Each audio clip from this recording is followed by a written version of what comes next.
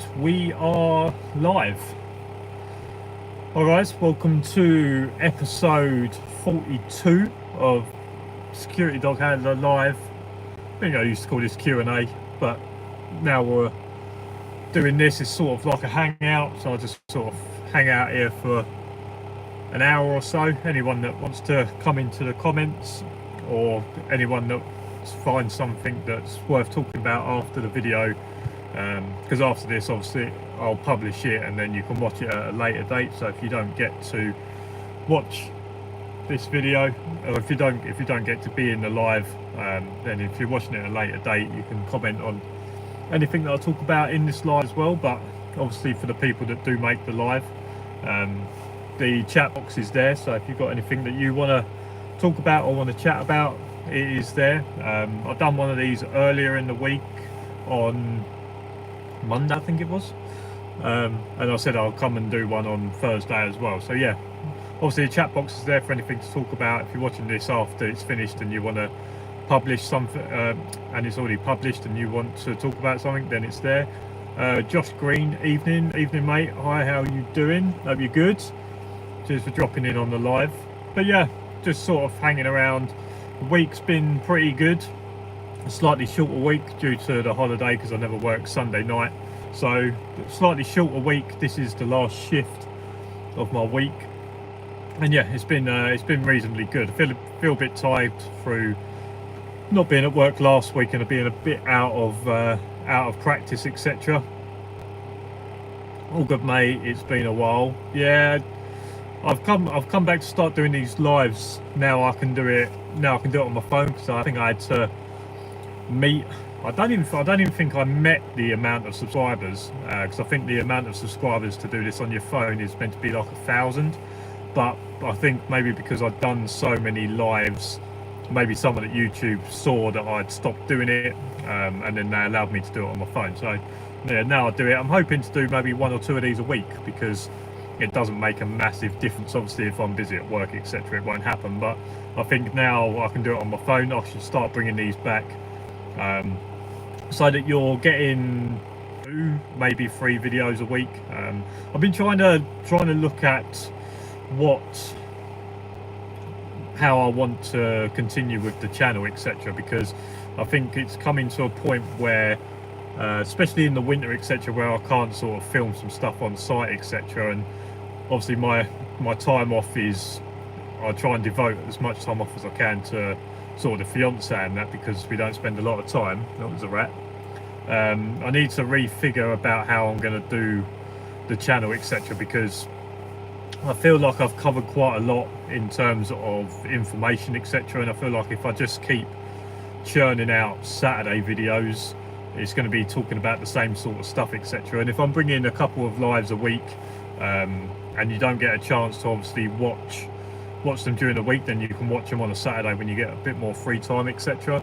So I think I'm going to start looking at how I kind of schedule the channel from now on, because obviously I work a lot, and obviously I don't see the fiance a lot, so we'll see how it goes. Josh Green, I've not been on any social media, including the Discord, for many months. I was working on a secure unit and for a while, and it really took its toll on me, but back on the usual site now. Well, that's good. That's good that you've obviously experienced that. I think it's important to not turn down as many new experiences as you can, especially if it's like a one-off or maybe like a week thing.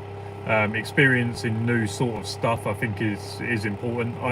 I've never said no to any work, I don't think. Maybe once I might have said no, can't remember, but I think it is important to obviously, if you get a chance to do something that's a little different for a night or a week, or if it's a short-term contract, just experiencing that, because if it comes up again, you'll know whether you want to do it. I know that there's lots of people that just do what I do, so kind of like static, I'm going to call it static dog handling site work, which is basically what I do: sit on a site, patrol it, make sure no one comes on, etc. And then they go and do festivals as for something a bit different, and then they realised that festivals is just not something that they like doing. So they obviously went and experienced that, and then realised that after experiencing it, actually I'm much happier being away from the public, because I think a lot of the time it is the dealing with the public, it's dealing with the comments, it's dealing with people targeting you because you're a bit different. They don't get to see you in normal day-to-day life, so I think that you become a little bit of a target sometimes, and some people just don't want to have to deal with that. I feel like I would be okay with that. I feel like I'm quite a sociable person. I don't take anything to heart. It takes quite a lot, I think, to make me feel like it's a personal thing rather than just a work thing, etc. But for a lot of people, they just don't want to have to deal with the public. They'd rather just be on a site, on a building site, on a abandoned site, etc. Just them and the dog, do what they have to do, deal with what they have to deal with, and then go home. So strike thunder, festivals etc. would be harder probably, as lots of people and lots of alcohol. Well, yeah, that's the thing, isn't it?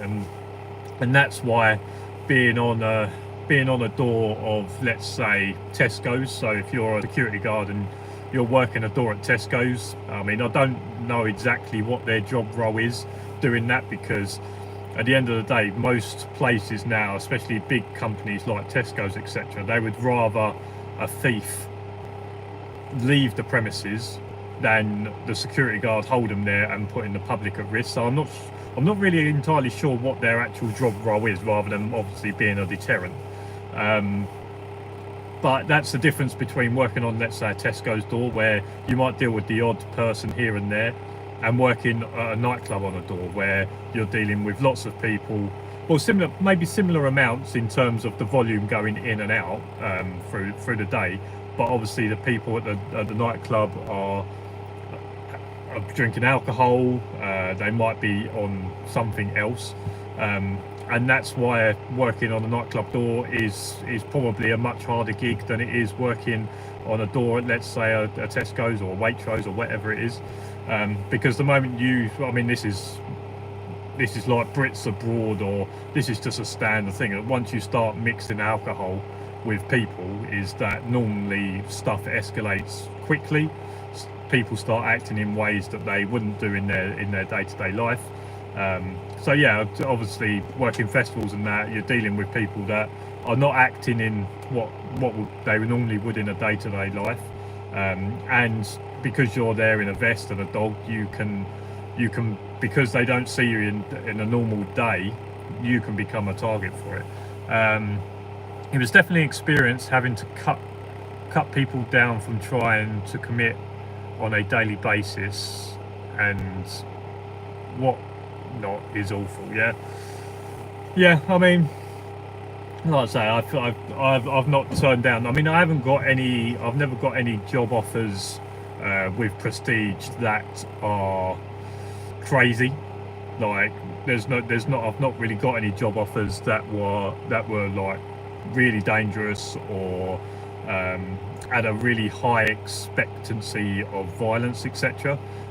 But doing things like going and looking after the Formula 2 race car, I think it was Formula 2, the John Surtees race car, going and doing that at a castle.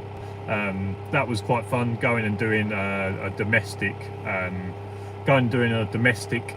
for a night was interesting. So I've not said no to a lot of the different job offers, but I am mainly your bog standard dog handler, sitting on a building site, an abandoned site, a repossessed site, etc., and just keeping that secure, dealing with whatever I have to deal with. Luckily for me, touch wood, nothing too dangerous or nothing too high risk has really happened. Never say never, because the moment, I mean, I feel like I do jinx myself every time I do a video, every time I do a live. I do feel like I jinx myself quite a lot, and so far so good. But yeah, I'm just your run-of-the-mill dog handler. Get my site for whatever it is, 18 months, 6 months, 3 months, a week, whatever it is, and just go on there. And I'm just your run of the mill, so I haven't had too many offers of sort of dangerous stuff or high expectancy stuff.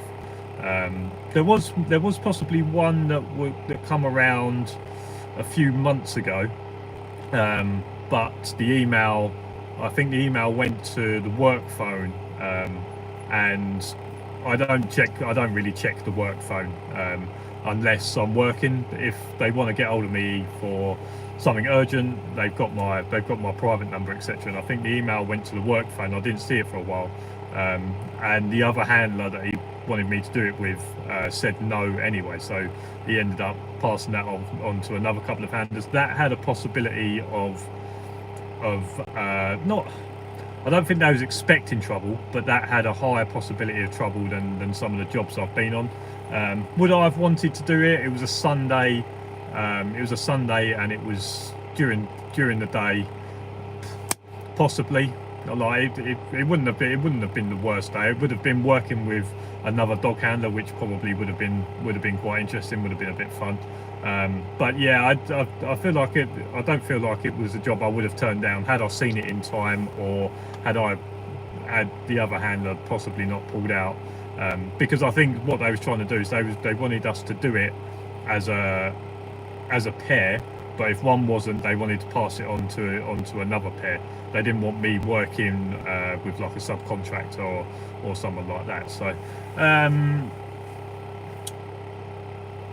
yeah, all off their heads on that paracetamol and alcohol. Do you know who I am? Jog on. Yeah, I think that, like I say, I think once you start mixing alcohol with everyone gets a little bit braver, especially if they're on a little bit more than alcohol as well. Is they do feel invincible, don't they?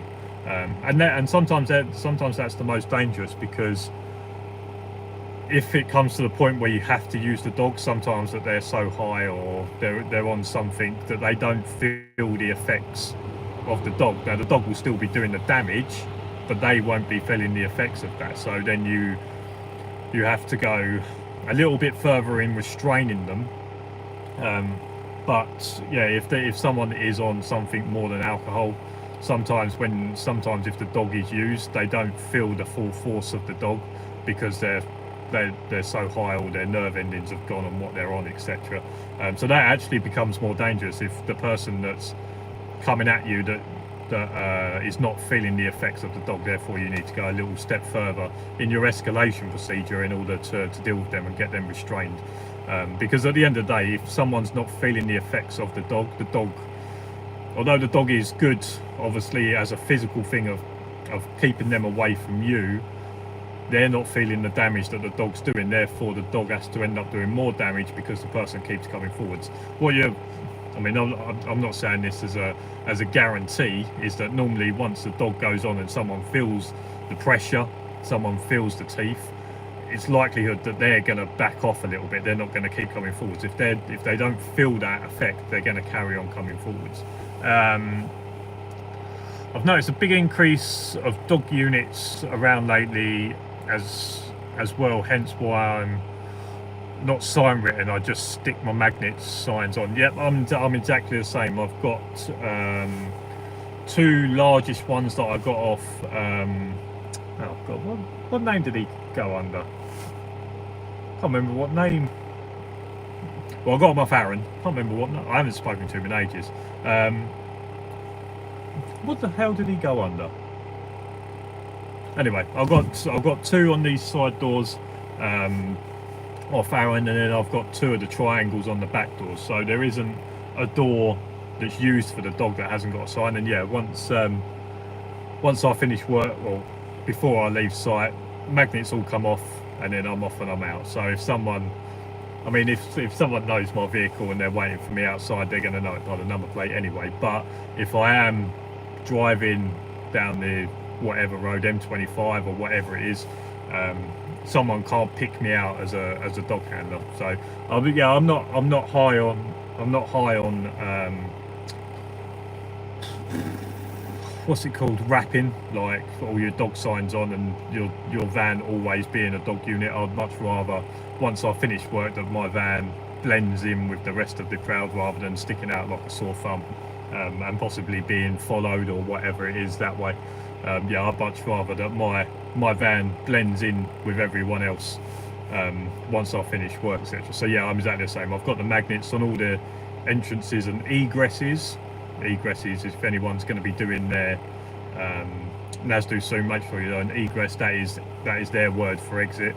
So all the entrances and exits for the dogs got signs. I'll say 2 big ones on the side, 2 on the back. I have got like a strip one that goes on the bonnet that says dog unit, so that all 4 sides of the van is covered. But I don't know what it is with the bonnet. I don't think the bonnet on this van, I don't think it's fully metal, because the magnet doesn't stick to it too well, and especially if it rains it starts sliding off. So I'm not sure what the bonnet of this Vivaro is made of, but I don't think it's the same metal as the rest of the van, because like I say, the magnet doesn't stick on. But I do have a magnetic sort of stripped one that can go on the bonnet as well. Therefore, no matter what angle you walk to my van at, there'll be a sign on each side. But the way that I've set my van up here, there's no one that's going to be coming straight towards me. So the ones on the sides should be sufficient enough that if someone looks through a fence or a gate, they will see that the van's got the signs on saying that there's dogs on board. And I've got hideaway beacons for when needed on certain sites. Yeah, I haven't worked one of them sites. I know that there has been, keep itching my nose. Yeah, I've seen people with these beacons on before. I know that there was someone that was doing a sort of a transport job, which sounds quite interesting. Someone was doing a transport job for a major tech company. They was, the year before, I think it was, one of their vans got sort of blocked in on a motorway, and they broke into it and stole loads of merchandise. So they actually got this handler to be the security for the transport of the tech. So they had to have their beacons on, or they had beacons on their van. But I've never had a job that has required the beacons. I know that there's lots of people that have. Whether that's a little bit over the top, I'm not sure. I'm not sure what use they would bring. I think most of the sites that I've been on, the van stays static and I walk around. Now I do know that there are plenty of dog handling sites where you can drive around. You can do like a drive around patrol. Some people may walk it, some people may drive it, but like I know that there has been some sites that I spoke to handlers where it's like a good 4 mile walk around the fence line. Now obviously if you're at the furthest point 2 mile away and someone starts breaking in at the front gate, it's going to take you a long time to get back to where they're breaking in. So they do say that, look, you can drive around and do drive patrols. And then obviously have the dog out every now and then so that the dog can check the site, etc., or if you come across something. But yeah, I've not got any beacons on here. Like I say, I'm not 100% sure what they're used for. Before this site, I was on a landfill site, and part of their insurance meant the vehicle on site had to have beacons on at all times. Really? Was that landfill site? So I assume that was. So I would assume that was manned in the day, and then it was possibly just yourself on in the evening. So again, I think the same as the reason that most dog handlers are on sites is an insurance purpose. Obviously, that the beacon was for more of an insurance purpose. Now I know that where I live, this is going to sound a lot posher than it actually is. I can assure you it's not. But no, I don't live in a gated community, but where I live, they do have security that drive around. and they've got beacons on the top of their security vehicles. Again, that sounds way posher than it actually is. So all it is it's a reasonably nice area, and they've got like a business section, and the businesses all pay a fee for the on-site security to drive around, etc. But they do drive around the residential parts as well. But they have beacons on the top of their security cars, as well as being sign written, etc. Whether that's an insurance purpose or whether that's so that they can bring themselves to people's attention a lot easier if they want to have a chat with someone, etc. No security on in the day and handlers on at night, as it was a diesel theft. Okay.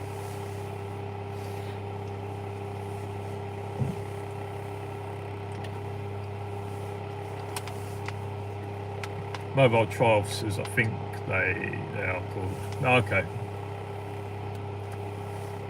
Yeah, Prestige has got a mobile team. I keep saying to people, because I get a lot of people contacting me.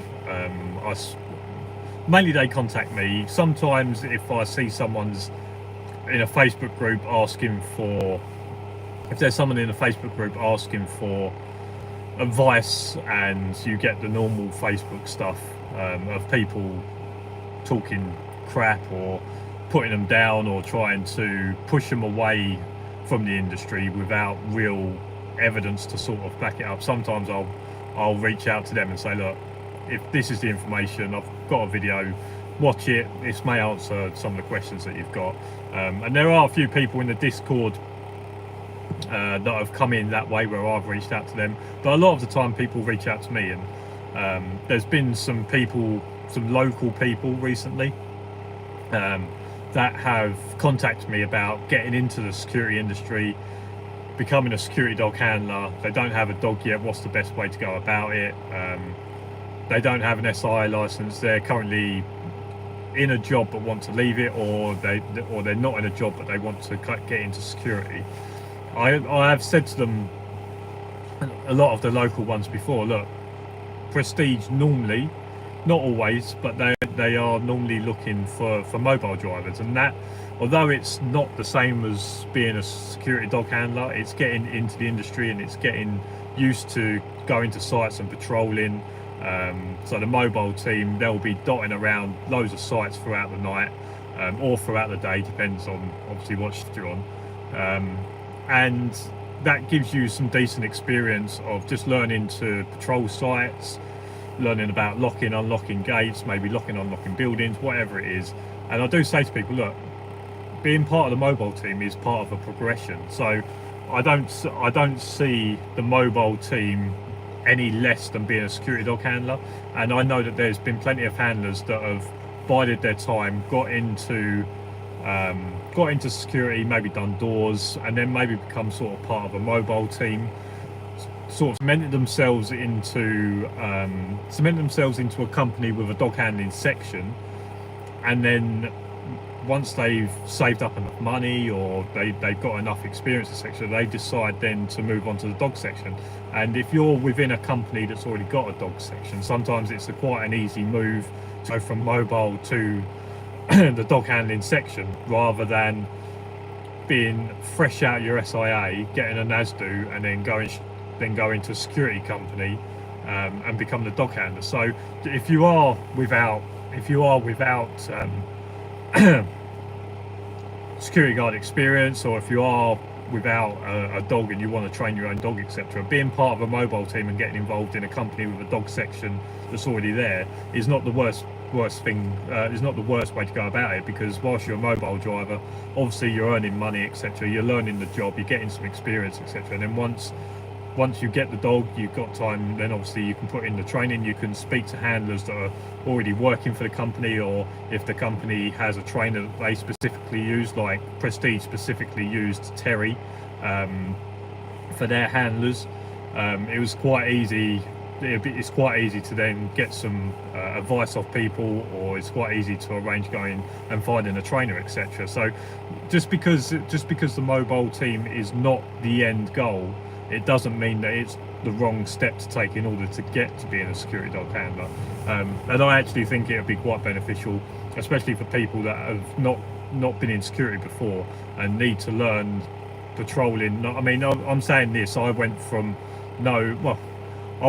limited security experience to being a dog handler, and it took me a good couple of months probably to learn how to patrol. Obviously I've done lots of patrol training at obviously training sessions and through my NASDA, etc. But then actually being on a site and it just being me, etc. It probably took me a couple of months to really get used to doing the patrols on my own and things like that, where if you are part of the mobile team, you're probably doing 8, 10, 12 of them a night, so you actually learn to do it before you start adding a dog into the mix. I can't remember my Discord login or username or anything. It's been that long. Just sign up with another email address, why not? And then let me know, or contact me through something, and I'll send you another link. Do you notice them? Is that flashing? That is flashing, isn't it? Hold on. Jesus. There you go. Do you notice them from your library window or from your balcony? It's from the drawing room. The drawing room is where I normally sit and pass. I'll tell you, it sounds a lot posher than it actually is, but Josh Green, I've always said to anyone, go and do static work first before progressing, then it's all a learning curve. Yeah, I think, I mean, I'm talking like this, but I did the jump from no door work, no mobile work, straight into dog handling. I did that jump, so I'm probably not in the position in order to say this because it's going against exactly what I did. But I would say that being on the doors and dealing with people, going into doing static work again, dealing with people, maybe doing patrols, being part of a mobile team, going to different sites, doing patrols, and then going into dog handling. So you're doing a similar job to a static, but you're adding a dog into the mix. I feel like they are progressions. And listen, like I've said, I'm not one to talk because I've done that, but I think a lot of people see dog handling as the goal, and if there's a quick step from nothing to that, then they'll take it. I took that, obviously, but going through the ranks and doing the progression stage, you will pick up decent experience and that through them ranks, which will make you a better handler when you first start doing it. I felt like I was an okay handler when I first started. I mean, maybe better than most, but I never had the experience of dealing with people like people would on the doors. So I never had the experience of dealing with people in that sort of way. But what I would say is that naturally I'm not confrontational, but I'm naturally good at talking to people, whether they're confrontational or not. I'm quite level-headed, and I can quite understand a situation that's evolving around me without jumping to conclusions or panicking, etc. And I had some security kind of knowledge through my old job, although it was sort of the alarms side of the business, still going through CCTV footage a lot to burn off for people, watching a lot of that sort of stuff. I kind of learned by watching them kind of videos, stuff that's happened, stuff to look out for, etc. So although I wasn't experienced in terms of that, I did have experience of watching situations and seeing when stuff started kicking off, or noticing when someone doesn't look right, or the way in which they're acting. So I had some kind of experience in that, but I would say that if I was to do it again and I had time, I would probably go through the stage of becoming a mobile driver first and then adding a dog in. Now I'm obviously too far in that I'm now a dog handler, but if I was to give someone some advice that's never had a dog before or wants to learn the job, is to do the mobile. Even if you do the mobile for 4 months, 6 months, like in that 4-6 months you'll learn a lot of skills that you'll need for security dog handling. And obviously being a mobile driver, less can go wrong, because if you are inexperienced and you add a dog straight into it, that's when stuff can go wrong and you can get in trouble pretty quick. It's highly unlikely as a mobile driver you're going to get yourself in that much trouble through a lack of experience, because you've not really got anything that you can cause too much harm to someone. But if you've got some inexperience in situations and you've got something on the end of a lead that can hurt people and you're inexperienced, that's a quick fire way that you can get yourself in a lot of trouble. So I would say that going through the progression rounds of doing maybe door work, doing the mobile stuff, and then going into the dog section is probably the best way and probably the most advisable way of becoming a security dog handler. Like I say, just because security dog handling is the end goal, it doesn't mean that there isn't some good steps to take in order to get there. And like I say, you might only do doors for a couple of months, you might only do mobile team for 6 months, but them will prepare you really well for being a security dog handler and having something on a lead that can hurt people. Got to do static work. Strike Thunder. I've been in security for a long time. It gets very repetitive. Think the idea of a handler appeals loads better, as it's always things to improve on training wise with the dog. Yeah, I think that is one of the big benefits, and I think that is one of the pulls of becoming a security dog handler, is that no two shifts are really the same.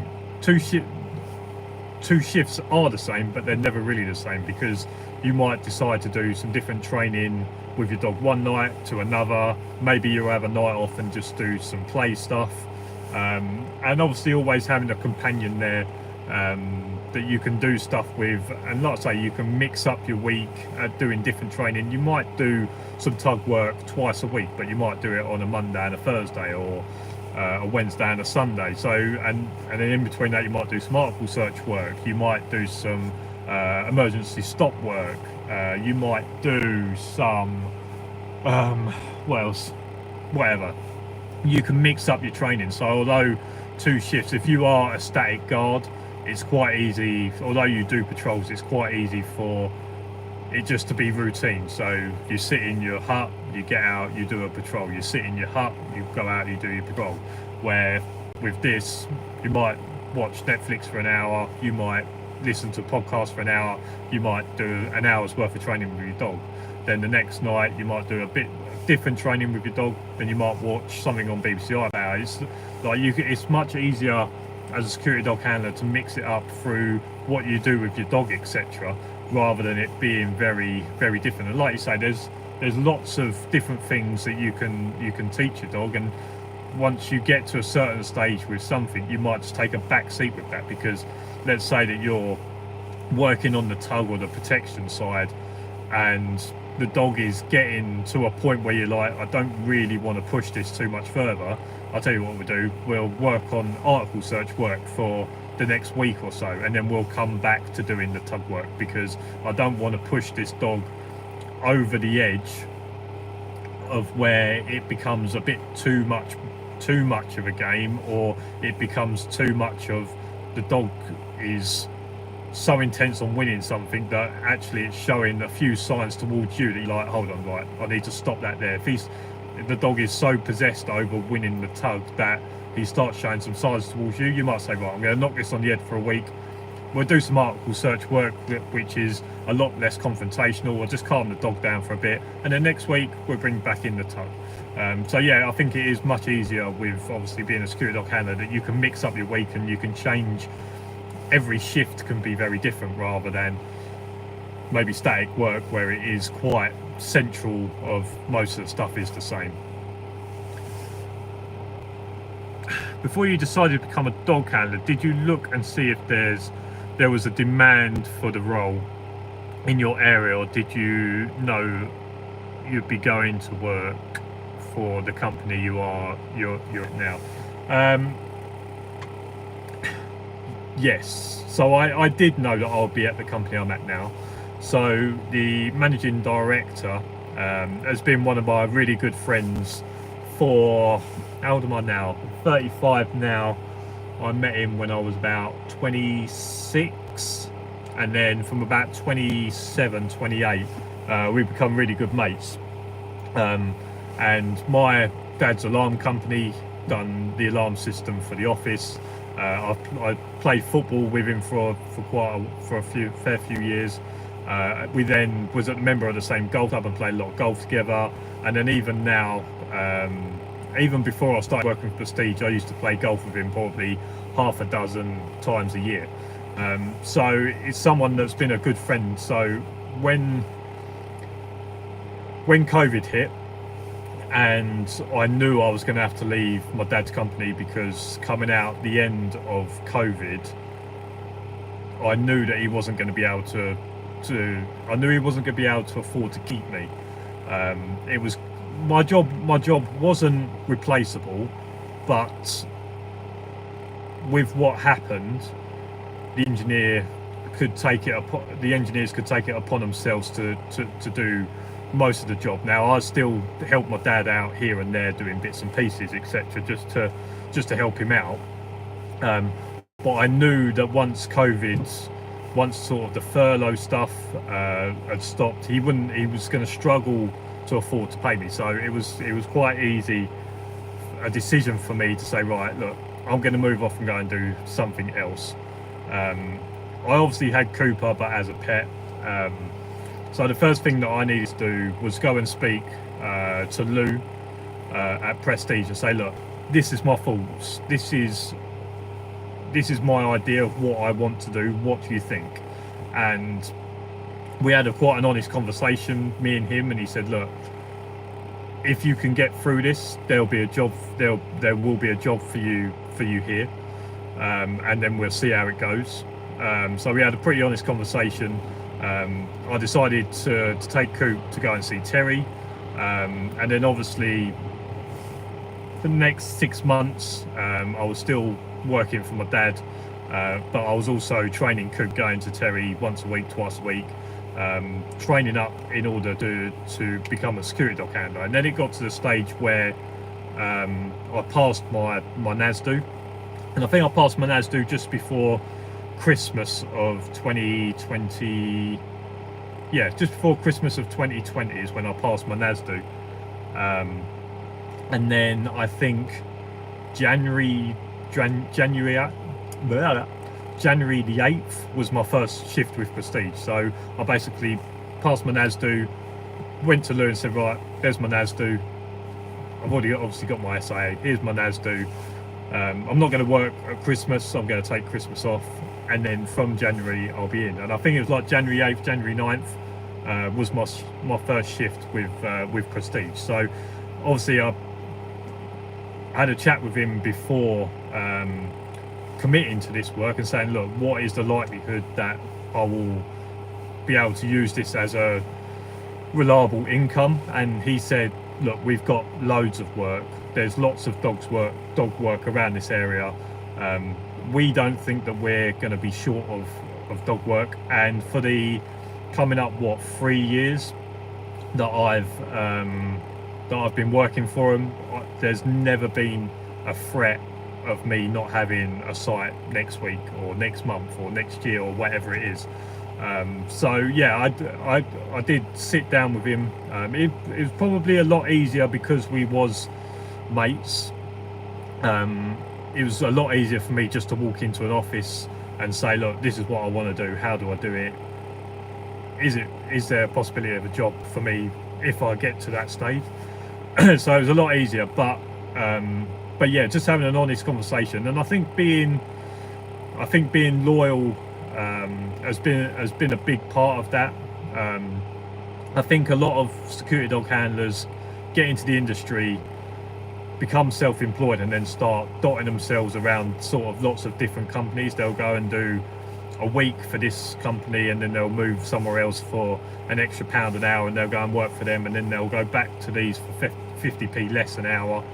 And I think a lot of people dot around where, like I say, coming up 3 years, I've been very loyal. I mean, I am PAYE, I'm not self-employed, but I could easily go self-employed next week and probably have not sound big-headed, but I would get job offers to go and work with people, or go and work for people, through people that I've met with Terry, through people that I've spoken with over the sort of the last 3 years, etc. I could easily go self-employed and go out and start working as a self-employed dog handler. I'll probably still do some stuff for Prestige, but I could go and work for a few different people around the area. But I think being loyal to a company doesn't happen that much in this industry. And I think that if you are a handler that is loyal and committed to a company, I feel that they do bend over backwards to try and keep you, or they bend over backwards to try and make you happy. And I think that is lost, and I think that that's why a lot of people moan about rates. They moan about the way they're treated. I do feel that because the law is not there now. If I'm running a security firm, yes, I'm going to try and give handlers the best. What's the best way to put this? If I'm running a security company, yes, I'm going to try and give the handlers the best welfare that I can. But if I've got someone that is being loyal to me, I'm more inclined to make sure that they get a decent rate. I'm more inclined to make sure that they get better welfare. If I've got a handler that pops up every month or once a month that wants a shift, and I've got a handler that does 20 shifts a month for me, and I've got two sites, one that's got no electrics, no toilet, no nothing, and I've got a site that's got a toilet and electrics, well, guess which one I'm going to send the loyal handler to? It's not going to make a lot of sense for me to stick him on the one with nothing, and the person that pops up every now and then to give him the one with full facilities. So I think being loyal is being lost. And like I say, if you are loyal to a company, they probably will look at your rates every 6 months, every year, or whatever it is, and see what they can do. Because if you're working for a company, you probably are on a standard rate, so no matter what site you go to, you will be on that basic rate. And probably what they will do, like I say, every sort of 6 months, a year, whatever it is, they will look at that and see what they can do to squeeze a bit more money out for you, so that you are on a better rate. Now, if someone that's a self-employed handler pops up and says, oh, I've got a spare 2 weeks, are they going to bend their margins to give that handler a 2 weeks worth of shifts before he goes off and starts working for someone else? So I'm not saying that does happen, but you can see the psyche of that as a business owner, of someone that is loyal to your company, that does 20 shifts a month in, month out, to someone that pops up every now and then that says, oh, I've got no work for 2 weeks, have you got anything? Well, don't start moaning that the site hasn't got full facilities and the rate is not the best. So yeah, somewhere in there is my view on that.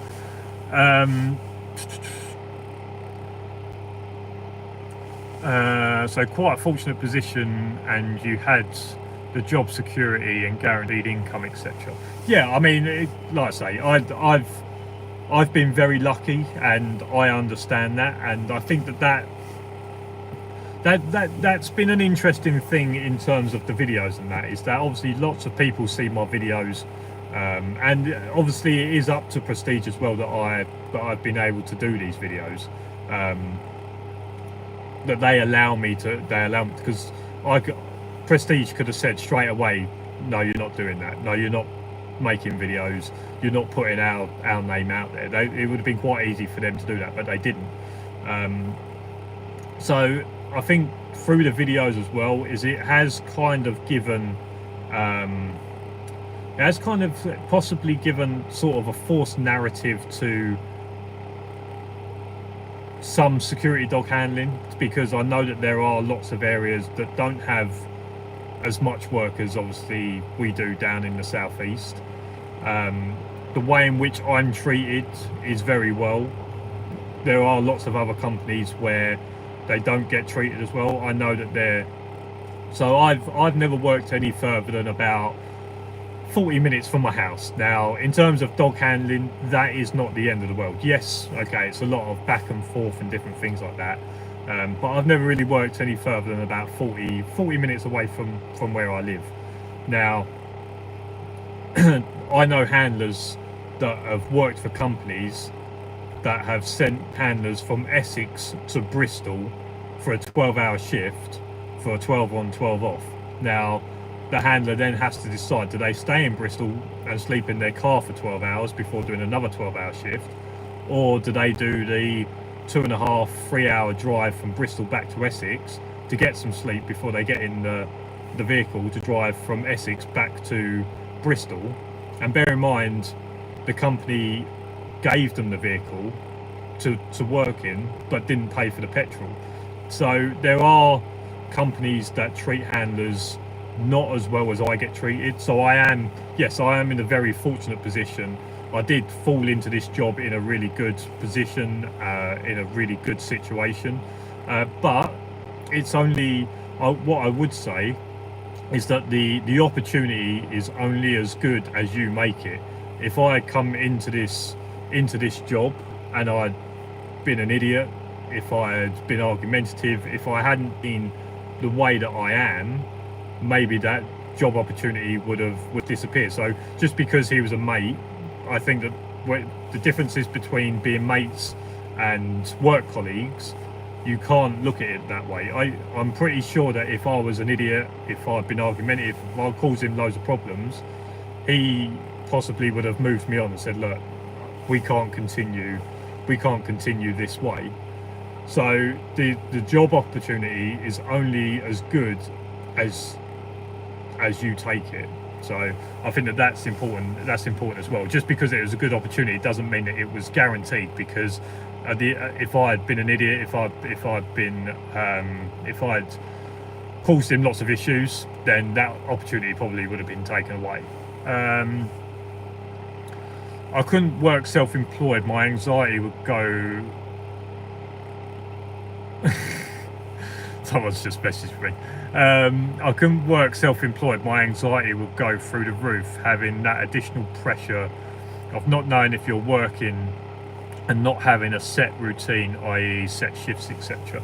I mean, if you get in with a company, so I'm going to use Prestige for an example because I don't want to name other companies. If I use Prestige for an example, if you get in with Prestige and you build up a good relationship and, like, again, you're loyal, they will give you set shifts. Now, they obviously want to look after their PAYE handlers first, but if you are a loyal self-employed dog handler that doesn't pop off every now and then to go and earn some extra money off someone else, then they probably will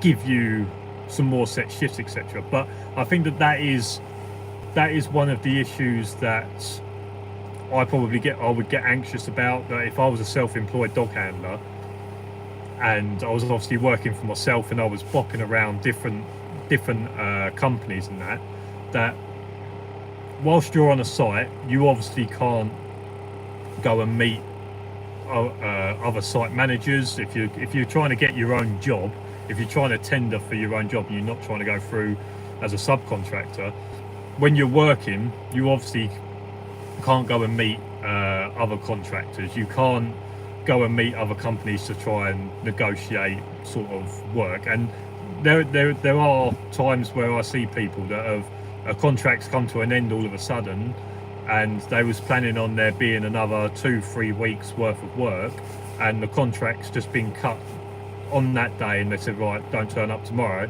and now all of a sudden there's a handler with no work for 3 weeks. Now that again for me would be anxiety inducing, that if I'd scheduled to be here for 6 months and I'd turned work down because I knew I had this for the next 6 months, and a month in they turn around and say we've been brought out, they're cutting the security, I've now turned down 5 months worth of work because I thought I had this and now I no longer have it. Now I've got to go and find something else.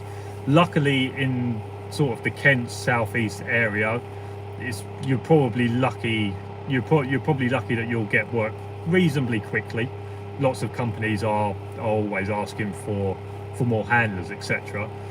But there are lots of places in the UK where there is a lot of work, and like I say, you might turn down work because you've committed to a 6 month a 6 month job that's on a rolling basis, and it gets cut after a month, and then all of a sudden you haven't got work, but the work you turned down has now been taken up, and now you may need to go out of the county. You might need to go further afield in order to get that work for the next sort of 5 months, etc.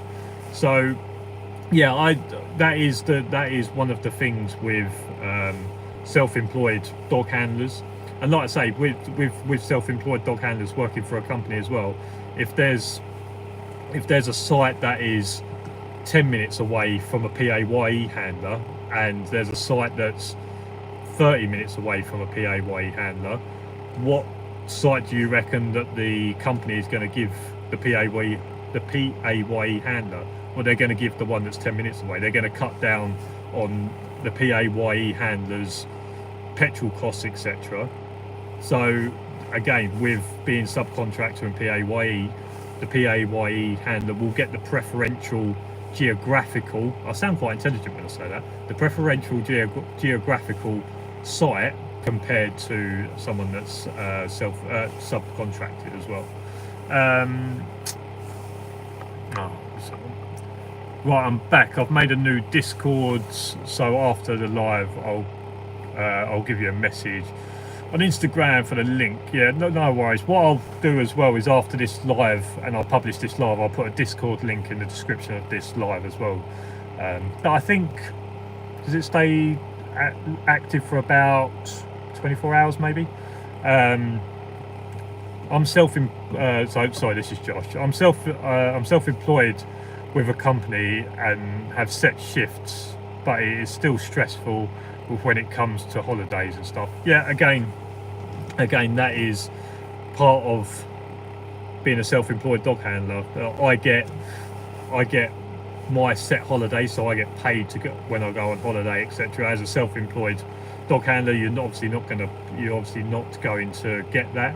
And if you are working on set shifts, etc., for a company, and you go away for 1 week, 2 weeks, whatever it is, the company that you're working for, they obviously have to get someone in to take your place. There's no guarantee in this industry that when you come back off holiday, that they don't turn around and say, no, we quite like the guy that's on your site, we don't have any work for you at the moment. So if you are a self-employed dog handler and you have an agreement that's maybe not written down, maybe it's not a contract, it's just maybe an agreement that you have this site, when you go away and you disappear on holiday for 2 weeks, there's no guarantee that when you come back that site's still going to be available for you. So you might go on holiday and you might be spending money because you're like, oh, when I go back I've got 3 months on that site, so I'll be able to earn all the money back. And you might be on holiday having nice meals, you might be paying for the kids to go at the water parks a little bit, and then you get back home and the company turn around and say, look, the guy that's been on your site's been really good, we don't want to lose him, we don't want to take him off that site. We've got another site, but it's 50 miles away.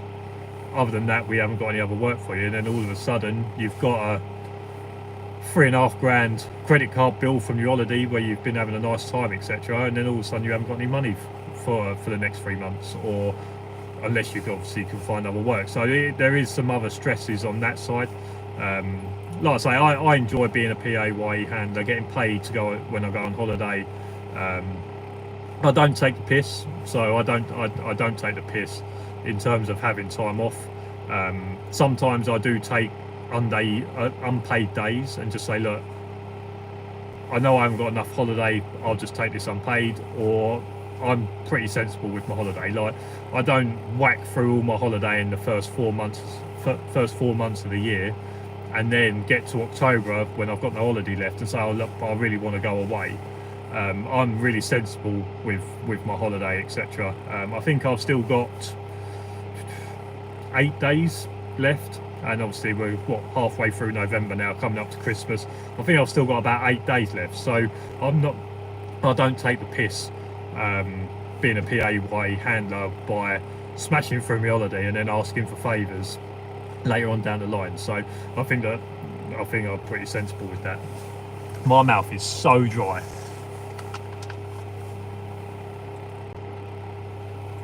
Oh.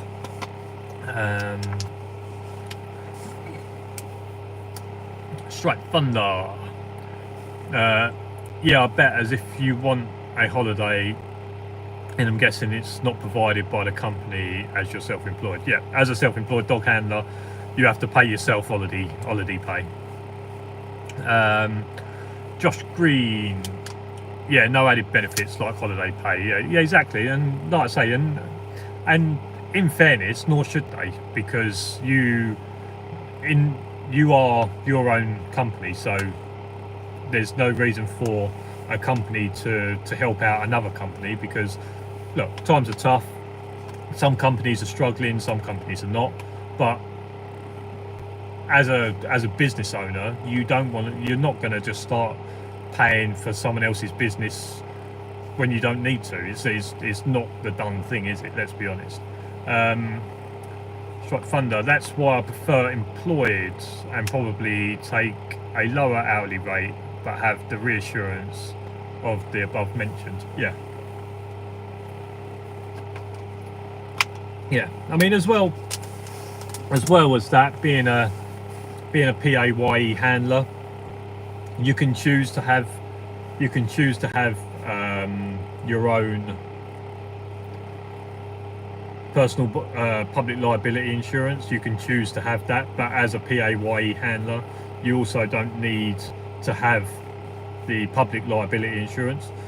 A lot of people would advise on having it as well because of the dogs that we have, but you don't need it, because the company that you're working for will have public liability insurance that covers you whilst you work.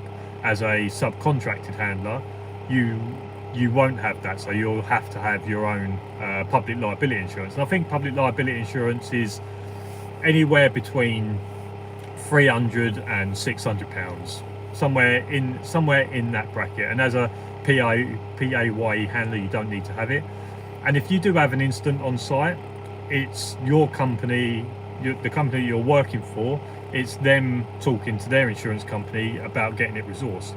If you are a subcontracted self-employed dog handler and you have an incident on site, the police will go to, let's say, Prestige.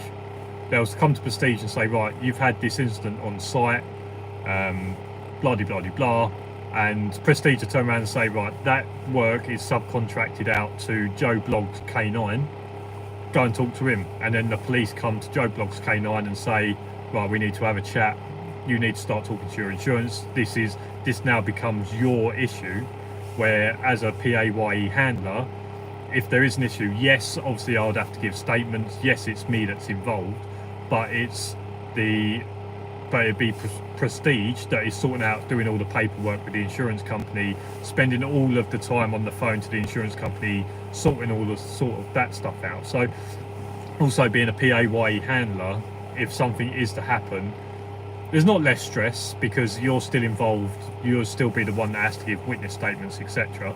But when it comes to doing paperwork, being on the phone to the insurance companies, all that sort of stuff will be taken care by the company, obviously with insurance, rather than you with your own insurance. So like I say, being with that, being a PAYE, you don't have to have that added extra of the £500-600 a year for that. Now, like I say, you may want to have that anyway, just in case something happens outside work.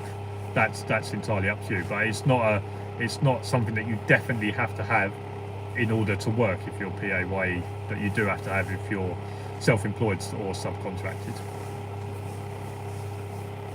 Oh, that has actually been a very quick hour. I feel like I haven't stopped talking for that whole hour. My throat actually does hurt a little bit.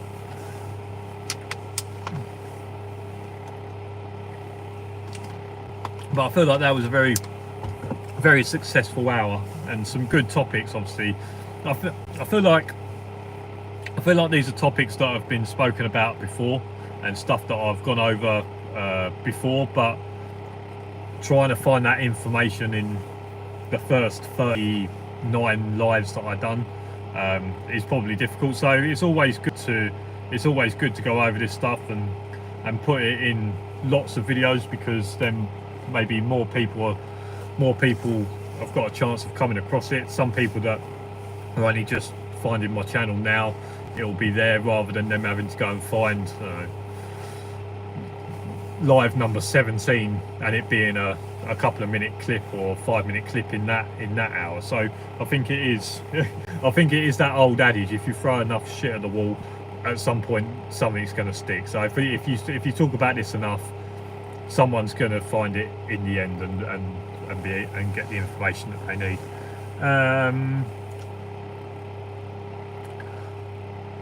I thought all had to become PAYE. Didn't realise you can still be self-employed. So yeah, don't quote me on this.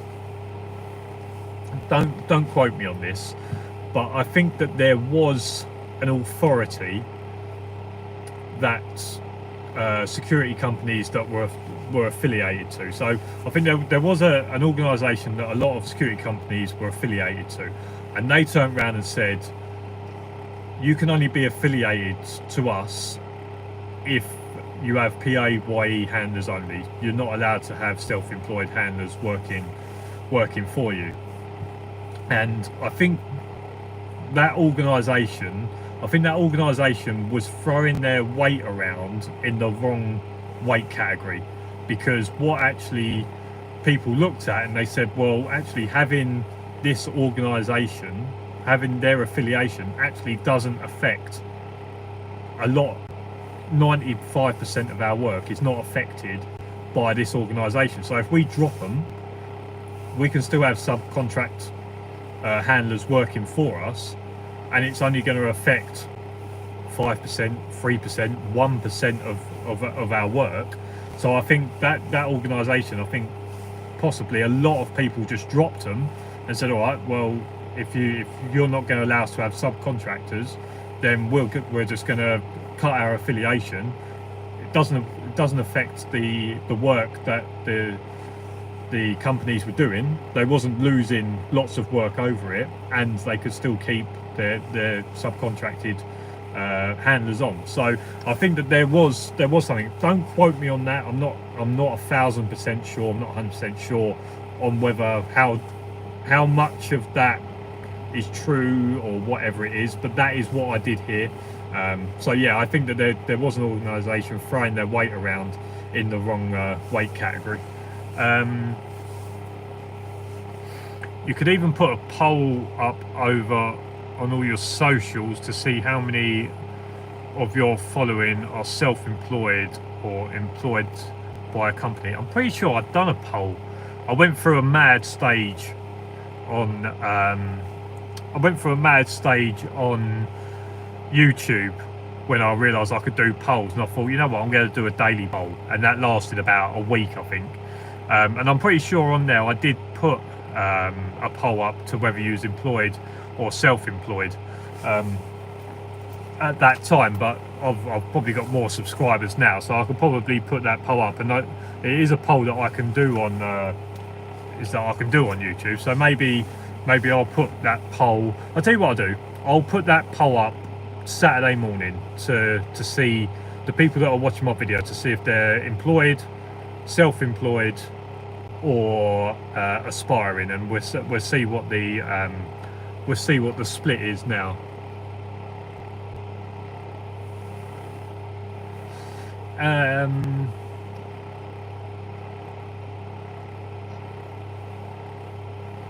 Following make it sounds like a cult. Now I've read that back.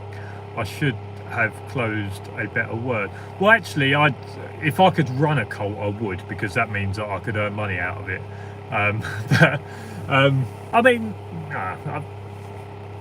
I think you either do follow what I do or you don't. There's been I've got lots of handlers that follow me in terms of they watch every video, they chat to me, they message me during the week. I've become very patty. If there's one thing that's come out of me doing this videos, it's obviously getting the information out there and obviously helping people, but it has helped me to make a lot of friends in the industry. And I'm not just talking about people that I train with, I'm talking about people that I've maybe never met, maybe people that I've only met once or twice. I think if I hadn't done this, I wouldn't have the community outside working out, outside of obviously working and the people that I train with. I wouldn't have that community, therefore I wouldn't have people that I could speak to on a day-to-day basis, a week-to-week basis, etc. And I think it would have been quite a lonely start into the job, but I think once I started doing my YouTube, pretty quickly I started getting in contact with other handlers and speaking, and like, I'm not saying that I talk to everyone that spoke to me when I first started doing this. So there are handlers that I spoke to when I first started doing this, and then I don't really talk to them that much anymore. Now I probably could message them and have a chat with them now, but I don't really talk too much to them anymore. But there's new people that I'm helping, and I've kind of left it up to other people to if they want to be part of the community or the part of the cult that I've created. I leave it up to other people if they want to do it, and people can come and go as much as they like. And I think I do enjoy helping people, and I do enjoy making relationships with other handlers and speaking to them on weekly basis or daily basis, etc. But what I wouldn't do is I wouldn't hold someone being attached to me and either trying to get something out of me for their own gain and not helping me, or trying to be involved in my cult in order to expose me for something. So I've kind of left it up to other people whether they're in or they're out, and I think every time that someone's left, there's always someone new that's coming through. And I think that is aiming my channel at helping people to get into the industry. That was always going to be the revolving door. Is that I've spoken to people that used to watch a lot of my videos, and I really helped get them into the industry, but now they're in the industry, they don't watch my videos anymore. And whether that's a good thing or a bad thing, it's entirely up to them. They can come and go, they can watch my videos if they want, if they feel like they know it all and there's nothing that I can help them with, and they want to do their own thing, and then that's completely fine as well. But for every person that watches my videos, becomes a security dog handler, stops watching my videos, there's a new person on the conveyor belt that is just starting to get the idea that they want to become a security dog handler. So now they're coming and starting and watching my videos before hopefully they obviously go through the process and they become a qualified handler. So I think it is a little bit of a cult, but it's a cult that you can come and go whenever you want. I'm not holding you there. I'm not holding you to drink the deadly drink. So yeah, I feel like it is a following, because you can follow what I do. You can stop following at any time. I'm not going to take it personal if you feel like that I've taught you enough and now you're a dog handler and you don't need to listen to my advice anymore, then that's perfectly fine. That's your decision. So yeah, it is a cult, but you can come and go as you want, and I'm not going to give you a deadly drink. What are we at now? We're nearly at 70 minutes. Right, we are nearly at 70 minutes. So if there's any last questions, because I'm hungry, I want to have something to eat, and I think we'll call it at that. So I'll give you, what's it, 70 minutes exactly. I'll give you another 25 seconds. If you've got any last questions or anything you just want to catch me on quickly, don't ask me a question that I'm going to have to go on another 5-minute talk about.